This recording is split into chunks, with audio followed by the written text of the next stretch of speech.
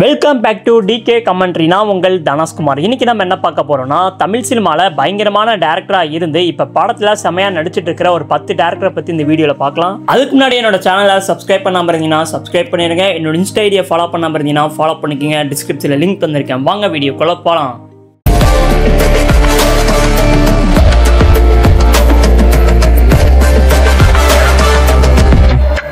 நம்ம ஃபஸ்ட்டாக பார்க்க போகிற டேரக்டர் பார்த்தீங்கன்னா பாரதி ராஜா. இவர் 1990s நிறைய ஹிட்டான பிளாக் பஸ்டர் படங்களாக கொடுத்துருக்காரு. இப்போ பார்த்தீங்கன்னா தமிழ் சினிமாவில் டேரக்டராக இருந்து பெரிய பெரிய ஆக்டர் கூட சைடு கேரக்டராக நடித்து ஆக்டிங்கில் தூள் காமிச்சிட்டு இருக்காரு நம்ம பாரதி ராஜா. நீ போய் வாங்கிட்டு வரலாம்ல. அடுத்து நம்ம பார்க்க போகிற டேரக்டர் பார்த்தீங்கன்னா சேரன் அவரை பற்றி தான். இவர் பார்த்தீங்கன்னா ஆட்டோகிராஃப் அப்படின்னு ஒரு செமையான ஒரு படம் தந்தவர் தான். இன்னும் நல்ல படங்கள்லாம் நமக்கு தந்திருக்காப்புல. இப்போ இவரும் பார்த்தீங்கன்னா நிறைய படங்களில் சைடு கேரக்டரும் நடிச்சிட்டு இருக்காரு, மெயினான கேரக்டரும் நடிச்சிட்டு இருக்காரு. இப்போ ரீசெண்டாக வந்த தமிழ் குடிமகன் படத்தில் சின்னசாமி கேரக்டரில் பட்டையை கிளப்பியிருப்பாரு. அதை ஒன்னால மாத்த முடியுமால? மாத்த முடியாது. மாத்திரம்ல ஆம்பளை அழுக்கு துணி துவைச்சோம்ல, என்ன தப்பு? நெக்ஸ்ட் டேரக்டர் பார்த்தீங்கன்னா KS ரவிக்குமார் அவரை பற்றி தான் பார்க்க போகிறோம். இவர் பார்த்தீங்கன்னா நம்ம தலைவர் அவருக்கு லிங்கா, முத்து, படையப்பா அப்படின்னு வேற லெவலான படங்கள்லாம் கொடுத்துருக்காரு.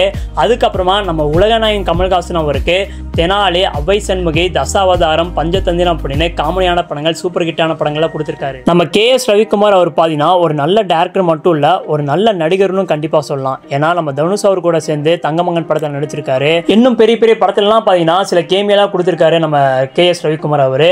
தமிழ் சினிமாவில் ஒரு டேரக்டராக மட்டும் இல்லாமல் நடிகராகவும் மாறி பாட்டை கிளப்பிட்டு இருக்காரு. நான் காஜாவை போட்டுட்டா அடுத்த காஜா நாம தான்டா. அடுத்து நம்ம பார்க்க போகிற டேரக்டர் பார்த்தீங்கன்னா சுந்தர்சி.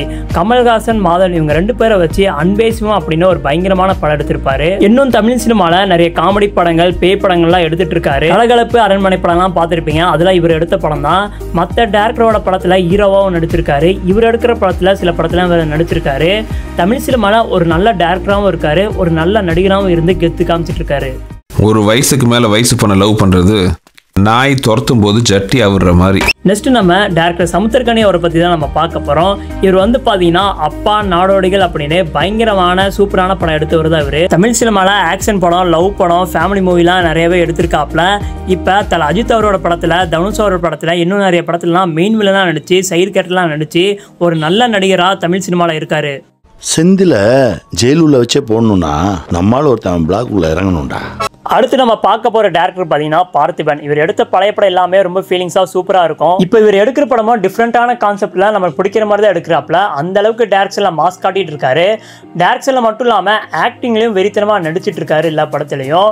1001 படத்துலலாம் இவர் ஆக்டிங்கை பார்த்து நான் மிரண்டு போயிட்டேன். அந்த அளவுக்கு அந்த படத்தில் குளமாசா நடிச்சிருப்பாரு. அந்த அளவுக்கு டேரக்ஷன்ல ஆக்டிங்ல சும்மா பூந்து விளையாடிட்டு இருக்காரு. தமிழ் சினிமாவில் ஆக்டர் லிஸ்ட்ல இவருக்கு ஒரு இடம் இருக்கு. இன்றை தொட்டு 2ஆம் பகல் நாம் சோழ தேசம் நோக்கி பிரயாணிக்க உள்ளோம்.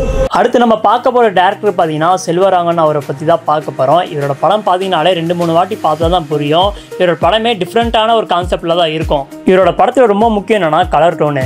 ஒரு கேரக்டர் எந்த அளவுக்கு பவர்ஃபுல்லாக இருக்குது அப்படின்னு இவரோட படத்தில் கலர் டோன் மூலமாகவே சொல்லுவார். அந்த அளவுக்கு ஒரு பயங்கரமான டேரக்டராக தமிழ் சினிமாவில் இருக்காரு. 1001 படம்லாம் பார்த்தீங்கன்னா ஒரு வெயிட்டான ஒரு படம். அந்த அளவுக்கு அந்த படத்தை செல்வராங்கன் பார்த்தீங்கன்னா செதுக்கி வச்சிருப்பாரு. ஆனால் அந்த படம் அப்போ ஓடலை. ஆனால் இப்போ இந்த படத்துக்கு பயங்கரமான ரெஸ்பான்ஸ் இருக்கு. டைரக்ஷன்ல மட்டும் இல்லாமல் ஆக்டிங்லையும் பங்கம் பண்ணிட்டு இருக்காரு. நம்ம தளபதி கூட சேர்ந்து பீஸ்ட் படத்தில் நடிச்சிட்டாரு. அவரோட தம்பி தனுஷ் அவரோட படத்திலேயே நடிச்சிட்டாப்ல. ராயன், நானே வருவன் படத்துலாம், இன்னும் சில படத்தில் நடிச்சிருக்காரு. இப்போ இவரோட நடிப்பை பார்த்து எல்லாருமே என்ன சொல்றாங்கன்னா, செல்வராங்கன் அவரு டைரக்ஷன் மட்டும் நல்லா பண்றது இல்லப்பா, நடிப்புலையும் சும்மா பிச்சு உதறாரு அப்படின்னு சொல்றாங்க. அந்த அளவுக்கு நம்ம செல்வராங்கன் அவர் பார்த்தீங்கன்னா தரமான சம்பவம் பண்ணிட்டு இருக்காரு. நான் தான் சொல்றேன்ல, இஸ் a fucking beast. பேசாம நான் சொல்றதை கேளுங்க, இல்ல நான் மாதவ் சார்ட்டே பேசிக்கிறேன். நெக்ஸ்ட் நம்ம பார்க்க போற டேரக்டர் பார்த்தீங்கன்னா கௌதம் வாசுமேனன். லவ் படம்னாலே இவரோட படத்தை தான் ஃபர்ஸ்ட் சொல்லுவாங்க. நிறைய கேங்ஸ்டர் மூவி எடுத்திருக்காரு, நிறைய ஆக்ஷன் மூவிலாம் எடுத்திருக்காரு. இருந்தாலும் லவ் படத்தை ஒரு ஃபீலிங்காக சூப்பராக எடுப்பாரு. அதனால எல்லாருமே லவ் படம்னால இவரோட படத்தை தான் சொல்லுவாங்க. கேங்ஸ்டார் மூவி, ஆக்ஷன் மூவி எல்லாமே இவர் தெரிக்க விட்டுருவார். வேட்டையாடு விளையாடு, வெந்து தணிந்த இருக்காடு, எண்ணெய் அறிந்தால் படம்லாம் பார்த்தீங்கன்னா ஃபயரான ஒரு படம். நிறைய சூப்பர் ஹிட்டான படம்லாம் பார்த்தீங்கன்னா நிறைய ஆக்டருக்குலாம் கொடுத்துருக்காரு. இதே அளவுக்கு நிறைய பெரிய பெரிய ஆக்டர் கூட சேர்ந்து நடிச்சு என்னோட ஆக்டிங் எப்படி இருக்கும் அப்படிங்கிறத மரணத்தனமாக காமிச்சிட்டு இருக்காரு நம்ம ஜிவிஎம். என் வீடு பக்கத்தில் இருக்கு, வரியா? நான், என் பொண்ணு, என் பொண்டாட்டி 3 பேர் தனியாக மடியில் இருக்கோம். சென்ட்ரி யாரும் இல்லை, வரியாடா? அடுத்து நம்ம பார்க்க போகிற டேரக்டர் பார்த்தீங்கன்னா எஸ்.ஜே. சூர்யா. இவரோட ஃபர்ஸ்ட் படமே தலை அஜித் அவரை வச்சு வாலின்னு ஒரு படம் எடுத்தார். அந்த படம் பயங்கரமான சக்ஸஸ் ஆச்சு. அந்த படத்துக்கு அடுத்து தளபதி விஜய் அவரை வச்சு குஷி படம் எடுத்தார். அந்த படம் செம ஹிட்டு. அதுக்கப்புறம் நான் 8 படம் கொடுத்தாரு. அதுக்கப்புறமா நடிக்க ஸ்டார்ட் பண்ணார். இப்போ பார்த்தீங்கன்னா பெரிய பெரிய ஆக்டர் படத்தில் வில்லனாக நடித்து ஆக்டிங்கில் மிரட்டிட்டு இருக்காரு. அந்த அளவுக்கு தமிழ் சினிமாவில் மட்டும் இல்லாமல் இந்தியன் சினிமாலே மாஸ் காட்டுற ஒரு நடிகராக இருக்காரு.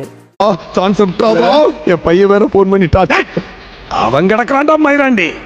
அடுத்து நம்ம கடைசியாக பார்க்க போகிற டேரக்டர் பார்த்தீங்கன்னா மிஸ்கின் அவர்கள் தான். எப்படி செல்வரங்கனோட படம் வந்து டிஃப்ரெண்ட்டாக இருக்குமோ அதே மாதிரி தான் மிஸ்கின் அவர் படமும். இவரோட படம் பார்த்தீங்கன்னாலே ஸ்லோவாக தான் போகும், டிஃப்ரெண்ட்டான ஜேர்னலில் தான் இருக்கும். ஆனால் எவ்வளோ ஸ்லோவாக போனாலும் இவரோட படம் வந்து போரே அடிக்காது. அவரோட படத்துக்குள்ளே நம்மளை இழுத்துருவார். அதுதான் மிஸ்கின் அவரோட ஸ்டைலு. அந்த ஸ்டைலை வச்சு தான் இப்போ நிறைய படத்தில் நடித்து அவரோட நடிப்பை நமக்கு காமிச்சிட்டு இருக்காரு. என்ன பார்த்தா முட்டாப்பாய மாதிரி தெரியுதா? தன்னை பற்றி நன்கு தெரிந்து வைத்திருந்தா. அவ்வளோதான் கைஸ், இந்த வீடியோவை நான் இதோட முடிச்சுக்கிறேன். உங்களுக்கு எந்த டேரக்டர் பிடிக்கும் அப்படிங்கிறத கமெண்ட்டில் சொல்லுங்கள். இந்த லிஸ்ட்டில் எந்த டேரக்டரோட நடிப்பு பிடிச்சிருக்கு அப்படிங்கிறதும் கமெண்ட்டில் சொல்லுங்கள். இந்த வீடியோ பிடிச்சி தான் லைக் பண்ணுங்கள், ஷேர் பண்ணுங்கள், மறக்காமல் சப்ஸ்கிரைப் பண்ணுங்கள்.